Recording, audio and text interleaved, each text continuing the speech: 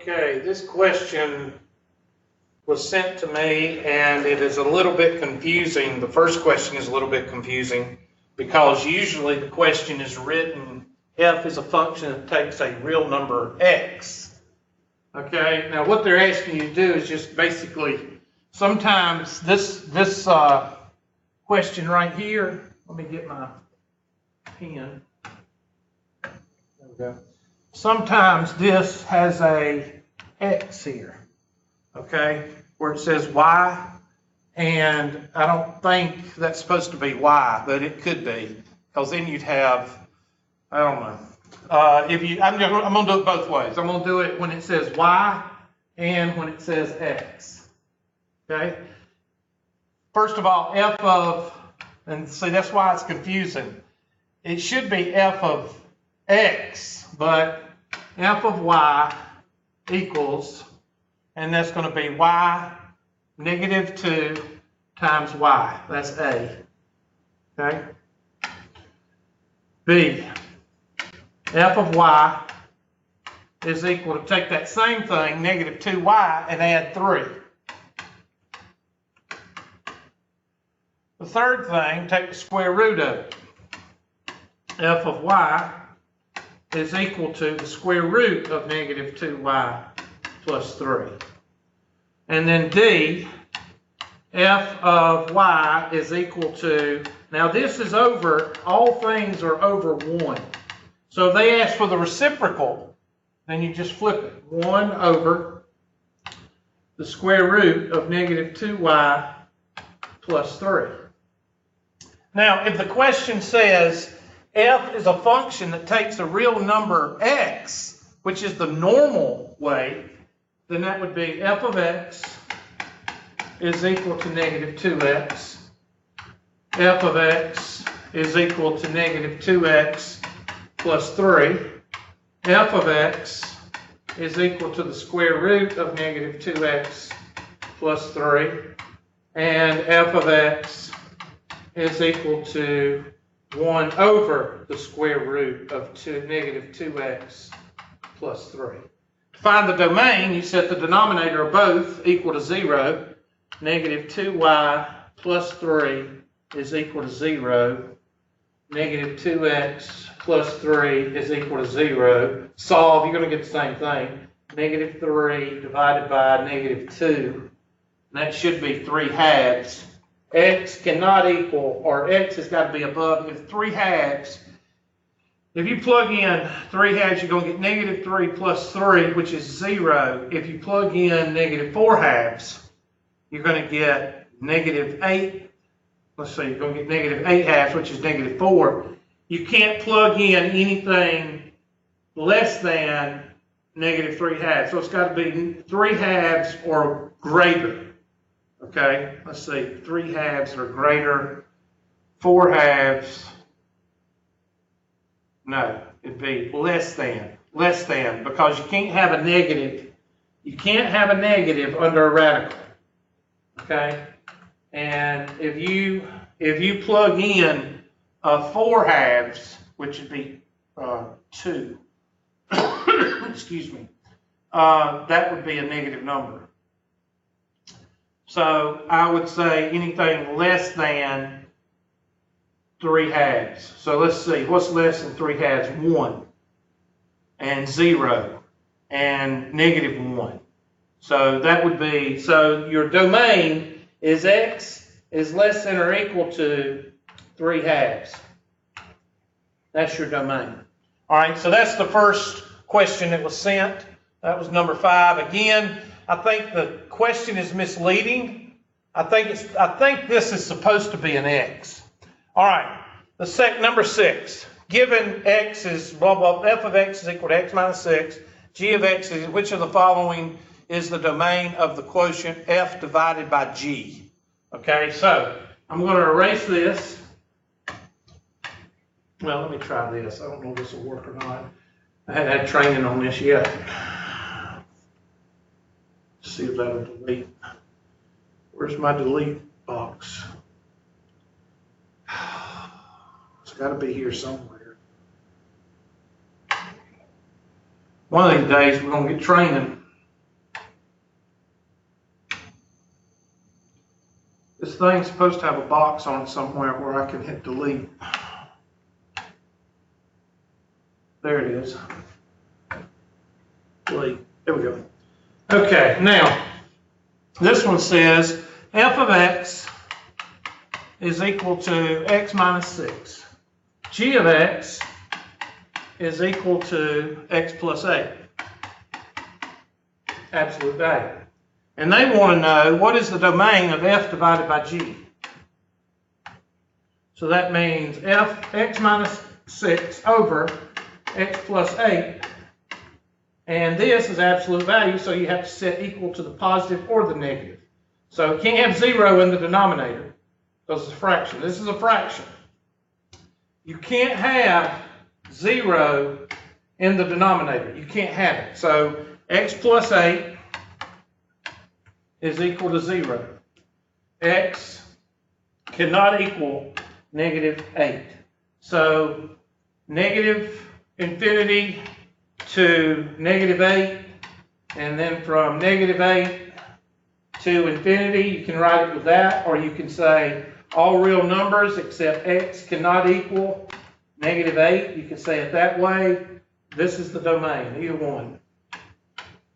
Okay? Remember, you cannot have 0 in the denominator, and you cannot have a negative in a even index radical. Okay, that's why the domain is affected. And if the domain is affected, so is the range. Okay, next, let me see if I can do this again. There we go. Where's our box? Where's my box? There it is. Delete. Next question. Next question says, for income, X dollars, okay, this is a piecewise function. So a piecewise function is, let's see, I'm just going to write it. F of x is equal, this says t of x, it doesn't matter. 0.028x, 028x, that's one. And the domain is from 0 to 2500. 0 to 2500. And you can plug those in. I mean, you look at the graph, and this is probably going to be graphed. You're probably on a graphing calculator. Okay, 70 plus 0.035 x minus 2500, and that is from 2500, but not including 2500 because it doesn't have an equal sign, and up to 7500, which does have an equal sign. And then the last one is 245 plus 0.050 x minus 7500. And that is going to be x is greater than 7500. Okay, so you're going to have a closed circle at the end of this line. You're going to have a closed circle at the end of this line. You're going to have an open circle at the 2500 and a closed circle at the 7500. And here you're going to have an open circle. But see, this cancels this out, and this cancels this out. This cancels that out. So you're going to have closed circles on the graph. Okay. Now, it would be better to do this on a graphing calculator because you could see the stuff better, and it would be better to go ahead and distribute that 0.35x. It would be better to type all that. So I'm going to go ahead and do that down here. F of x is equal to 0.028x from 0 to 2500. And then I'm going to go ahead and do the algebra here because you need to, because it's not written in simplest form. So 0.035x minus 0.035 times 2500, and then add that 70 to it because that's going to be one number. And that's going to be, and I need the calculator to do that, 2500 less than x less than 7500.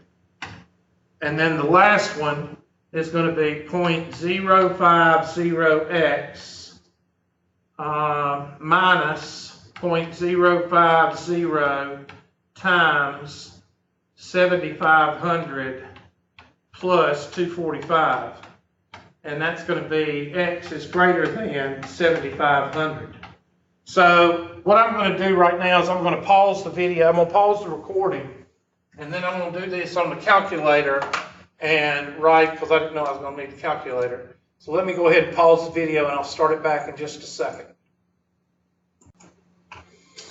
Okay, what I did is I did a little bit of algebra and I got these three to look like that, because what I did is I distributed the 0.035 here and here, and I got this.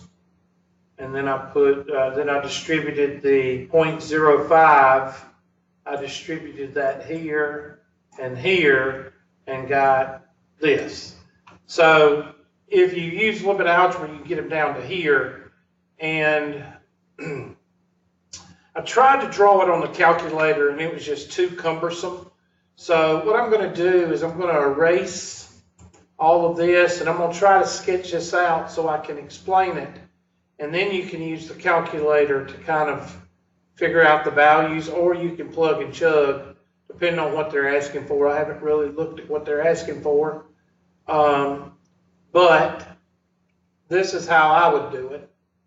I would take a graph, or, you could use, but you're going to have to do it to scale.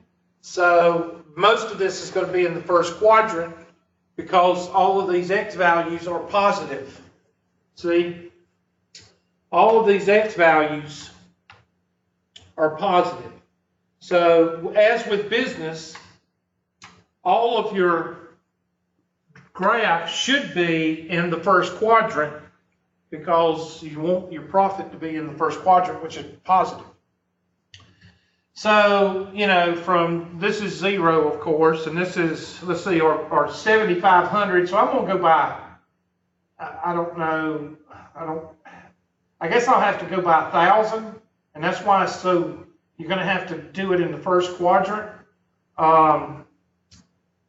Maybe 500s. Let's go by 500s. 500, 1,000, 1,500. 2,000, 2,500, I don't think I'm going to make it. 3,000, 3,500, 4,000, 4,500, 5,000, 5,500, 6,000, 6,500, 7,000, and we'll just make the end. We'll make that 7,500. Okay, so this end over here, and of course the y values, are going to be 0, 0, and you plug in values. Well, 1% of 2,500 is going to be 10% would be 250, 25. So 0.01 would be 25. So we'll do these in 50s. I don't know.